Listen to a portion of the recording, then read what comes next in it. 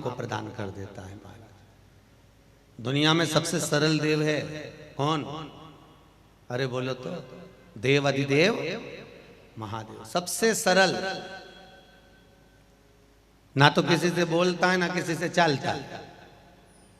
सारे देवताओं के मंदिर में बैठने की जगह होती है। राम मंदिर में जाओगे तो बैठने की जगह मिल जाएगी, हरि विठल के मंदिर में जाओगे तो बैठने की जगह मिल जाएगी, माता कमला के मंदिर में जाओगे तो बैठने की जगह मिल जाएगी, तुम गजानन महाराज के मंदिर जाओ, हनुमान जी के मंदिर जाओ, सब दूर बैठने की जगह मिलेगी। पर बैठने की जगह अगर नहीं मिलेगी तो शंकर के मंदिर में नहीं मिलेगी। क्यों? क्योंकि जो भी शंकर के मंदिर में आता है पानी का लोटा लेकर आता है, पानी का कलश लेकर आता है, चारों तरफ इतना पानी ढोल कर जाता है कि वहां पर चलना भी साड़ी उठाकर पड़ता है महाराज।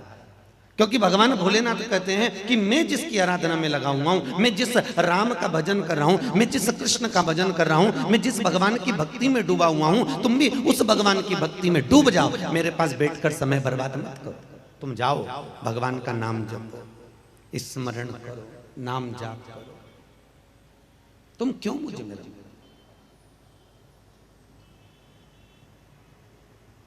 वृत्ति को परमात्मा तक ले जाओ।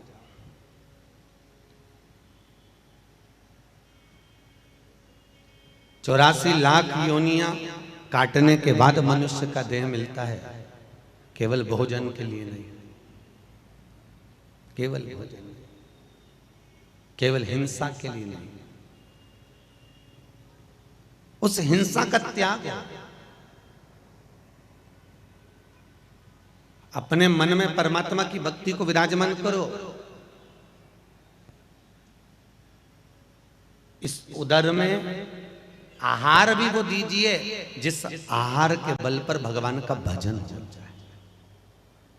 ऐसा आहार ग्रहण मत करो जिस आहार से तुम्हारा जीवन नरक हो जाए। 3 तरह का भोजन होता है। एक भोजन जो होटल में करा जाए, सही है कि गलत है? अरे बोलो तो जम के। एक होटल जो भोजन में किया जाता है, एक भोजन जो घर में पत्नी और मां बनाकर खिलाती है, बहन बनाकर खिलाती है, बुआ बनाकर खिलाती है, दादी बनाकर खिलाती है। 2। तीसरे नंबर का भोजन जो भंडारे में, जैसे कल भंडारा होगा, सूचना मिली कि नहीं मिली?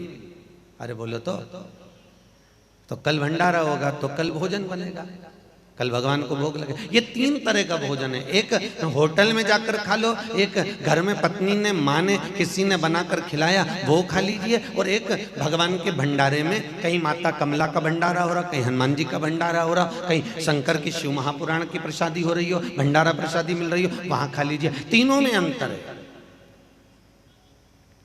होटल में जो तुमने भोजन किया वो पैसा देकर किया, सही है कि गलत है? जो तुमने पैसा देकर भोजन किया, तो होटल वाले का अगर तुम पैसा देकर एक व्यापारी की तरह तुम उसके यहाँ भोजन करने जाओगे, तो उस होटल का अगर भोजन ग्रहण करोगे, व्यापार के रूप में भोजन ग्रहण करोगे, तो तुम्हारी चित्त वृत्ति में व्यापारी व्यापार लगा रहेगा। तुम जब तक होटल का भोजन खाओगे तुम्हारे मन में ये लग रहेगा ये भी कमा लूं, वो भी कर लूं, वो भी कर लूं, ये भी कमाऊं, वो भी कमाऊं, वो भी कमाऊं। और दूसरे नंबर का भोजन है जो माँ ने बनाकर खिलाया, जो धर्म पत्नी ने बनाकर खिलाया। मैं पत्नी नहीं बोल रहा हूं, कौन ने बनाकर खिलाया? जम के बोलो जरा। धर्म पत्नी। मैं पत्नी नहीं बोला, क्योंकि आपको पहले भी कहा पत्नी और धर्म पत्नी में जमीन और आसमान का अंतर होता है। पत्नी जब भी भोजन बनाने बैठती है, दिन भर कुड़कुड़ करके बैठती है। रोटी ऐसी उसने की, आटा भी मलेगी तो गुस्से में मलेगी, क्रोध में, और मन तो अंदर से कुड़ करे, और रोटी बनाकर खिलाए तो वो रोटी में स्वाद आए? अरे बोलो तो जरा, आए क्या स्वाद? नहीं आए। फिर वो कितनी भी मीठी पूरन पोली हो, फिर भी वो फीकी लगे। पूरन पोली में भी स्वाद,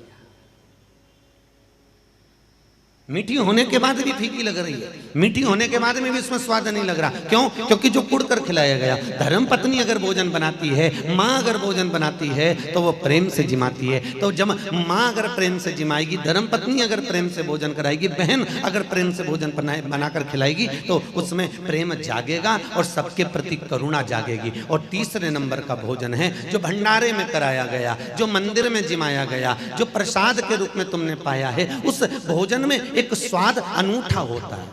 एक कद्दू की सब्जी घर में बनाकर खा लो, एक आलू की सब्जी बटाटा की सब्जी घर में बनाकर खा लो, एक साधारण सब्जी को घर में बनाकर खा लो, एक मिक्स वेज सब्जी घर में बनाकर खा लो, और एक भगवान के भंडारे की प्रसादी को पालो। दोनों में से स्वाद किसमें आएगा? जो भगवान का प्रसाद। तो कल शाम को क्या विचार है?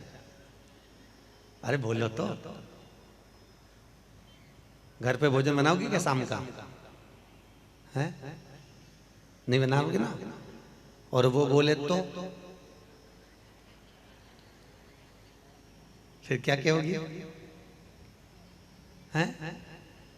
नहीं, ये मत बोलना, यूं बोलना कि ना कि एक काम करना, तुम मुझे रात्रि को लेने आओ ना जब, तो गाड़ी लेके आ जाना, भोजन भी कर लेना और लेके ले चले जाना। भले तुम कथा में नहीं आए पर प्रसाद तो पालो, प्रसाद नहीं छोड़।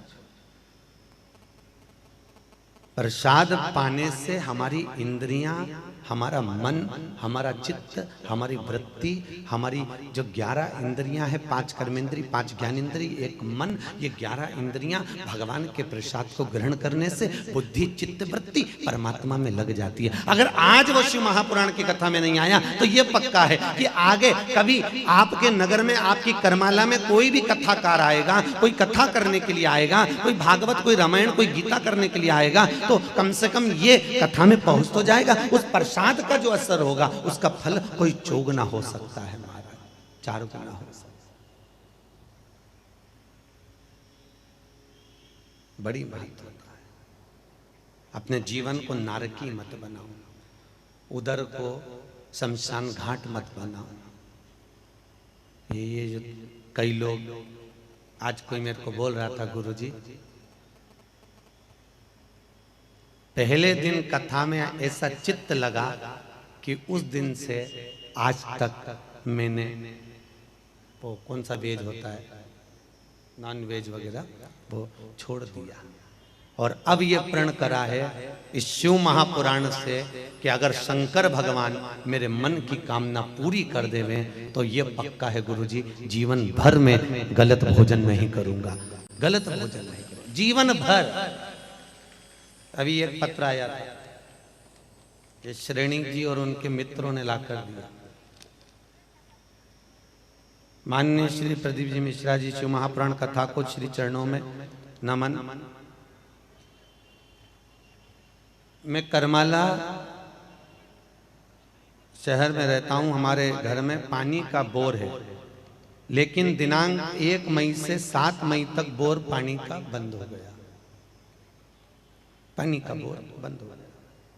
और